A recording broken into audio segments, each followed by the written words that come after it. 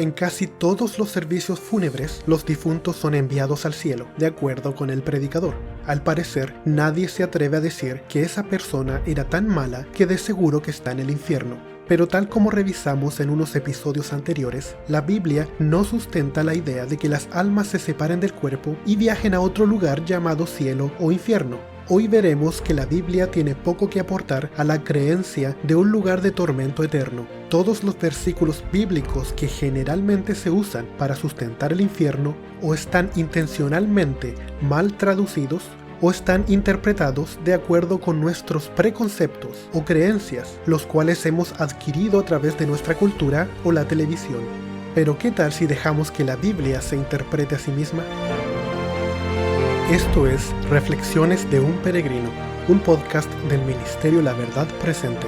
Mi nombre es Ariel y en el episodio de hoy hablamos de las ideas fundamentales de la doctrina del infierno. El infierno es un concepto perteneciente a la mitología griega.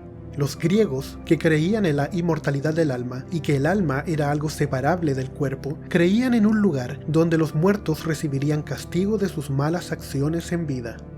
Y los romanos, que copiaban elementos de otras culturas, incluidos elementos religiosos, copiaron muchos de los dioses griegos a los que le cambiaron el nombre y tomaron también el concepto del infierno. Como ya sabrás, Constantino el Grande introdujo muchas prácticas romanas paganas dentro del cristianismo, y el infierno fue una de ellas. No hay duda de que casi todas las religiones protestantes han asimilado varias doctrinas o creencias católicas y han adoptado la idea del infierno junto con la inmortalidad del alma. Para un cristiano que busca respuestas en la Biblia, la doctrina del infierno tiene al menos 5 problemas desde un punto de vista general, es decir, sin entrar en detalles. 1. La creencia del infierno es de origen pagano. 2. Esta creencia abre la puerta al espiritismo, debido a que se sustenta en la inmortalidad del alma. 3. Es globalmente inconsistente con el resto de las enseñanzas bíblicas. Es decir, si creemos en el infierno, encontraremos muchas contradicciones en la Biblia. 4. El infierno muestra a un Dios que se complace en el sufrimiento de sus criaturas, lo cual es lo que Satanás quiere que creamos, desde el mismo origen del pecado. Y 5. Esta doctrina muestra a un Dios injusto, que castiga de la misma forma a grandes y pequeños pecadores.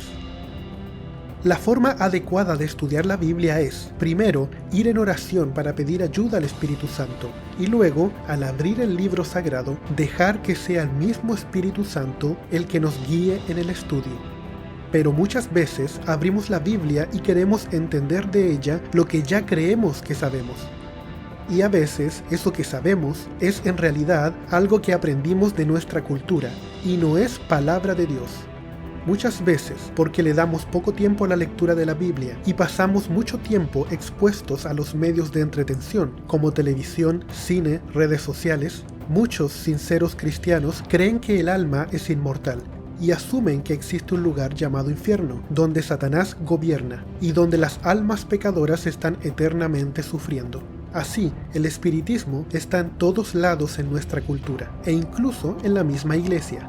Como ya comentamos, la inmortalidad del alma ampara el espiritismo, y es necesario creer que las almas son inmortales para poder sustentar el infierno. Si los muertos nada saben, como dice el sabio Salomón en Eclesiastés 9:5, entonces no puede existir el infierno. Voy a estar hablando del infierno durante unos pocos episodios más, así que de momento revisaremos lo más básico del concepto infierno en la Biblia. Luego iremos profundizando. La palabra infierno no es precisa en la Biblia, porque es una palabra que viene del latín, y la Biblia originalmente no fue escrita en ese idioma, sino en hebreo y en griego, y algunas partes en arameo.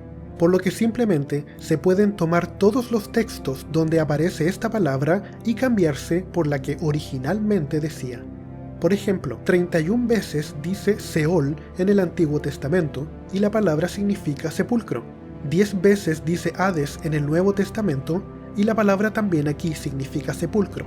12 veces dice Gehenna o Gehenna en el Nuevo Testamento, y es un lugar conocido por la mayoría de los judíos, un lugar que realmente existe en la tierra. Por ejemplo, la palabra Seol, que se debe utilizar como sepulcro o tumba, es utilizado en Génesis 42:38, donde dice: Pero Jacob replicó: No descenderá mi hijo con vosotros, pues su hermano ha muerto, y él ha quedado solo. Si le acontece algún desastre en el camino por donde vais, haréis descender mis canas con dolor al Seol. Obviamente Jacob no está diciendo que va a ir al infierno, sino al sepulcro. Por ejemplo, la palabra Hades en el Nuevo Testamento también debe ser traducido como sepulcro o tumba, así que a veces es un poco antojadiza la traducción.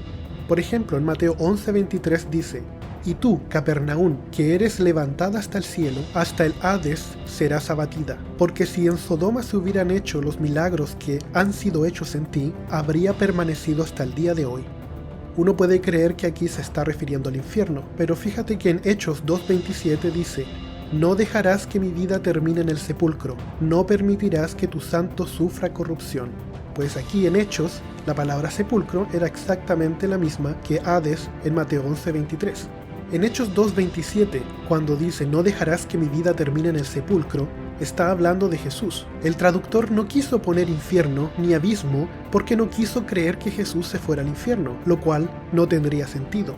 Por último, la palabra Gehenna también se puede traducir como Valle de Gijón o Valle del Hijo de Hinnom. Es el nombre de un valle cercano a Jerusalén donde en una época se hicieron sacrificios de niños, que eran ritos paganos en los que se pasaban los niños por fuego. Tú puedes ver esto en Segunda de Reyes 23:10, Segunda de Crónicas 28:3, Segunda de Crónicas 33:6, Jeremías 7:31 y en Jeremías 32:35. Entonces los escritores judíos empleaban el concepto de Gehenna para aludir al castigo de Dios, y Jesús y sus apóstoles adoptaron ese uso, más bien como una expresión. Por ejemplo, en Mateo 5:29 dice: Por tanto, si tu ojo derecho te hace pecar, sácatelo y tíralo. Más te vale perder una sola parte de tu cuerpo y no que todo él sea arrojado al infierno. Pues aquí la palabra infierno es en realidad Gehenna. Obviamente Dios está utilizando una expresión, no está hablando de un lugar que exista que sea el infierno, porque de hecho Jesús no utilizó la palabra infierno, sino que dijo Gehenna. Sabemos que esta es una expresión, porque el versículo comienza diciendo: Si tu ojo te hace caer en pecado, sácatelo. ¿De verdad creerías que Dios quiere que nos mutilemos cada vez que pecamos? El versículo continúa diciendo que también podríamos cortarnos las manos. Así que si la primera parte es una expresión, la segunda también. No olvidemos que la Biblia sí enseña que Dios va a purificar la tierra del pecado a través del fuego, pero es la tierra la que se purifica, no son los humanos los que son quemados de a uno a medida que van muriendo, pero eso ya lo conversaremos más tarde.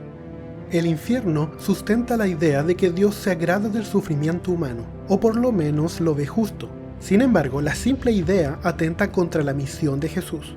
Mateo 1:21 dice: Darás a luz un hijo y le pondrás por nombre Jesús, porque él salvará a su pueblo de sus pecados. Y Lucas 9:54 y 55 dice: Cuando los discípulos Jacobo y Juan vieron esto, le preguntaron: Señor, ¿quieres que hagamos caer fuego del cielo para que los destruya? Pero Jesús se volvió a ellos y los reprendió. Dios no se complace con el sufrimiento de sus hijos. Dios no está presto a castigar a sus hijos desobedientes. Dios envió a su Hijo para salvar al mundo de su propio pecado. Por eso es de gran interés para Satanás que la gente crea en el infierno.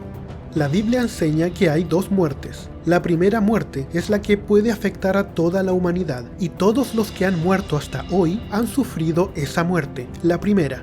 Pero también hay una segunda muerte que la Biblia enseña que solo la sufren quienes rechazan a Dios. Pero la idea de una primera y segunda muerte también tiene conflictos con el infierno. Por ejemplo, Apocalipsis 2:11 dice: El que tenga oídos, que oiga lo que el Espíritu dice a las iglesias. El que salga vencedor no sufrirá daño alguno de la segunda muerte.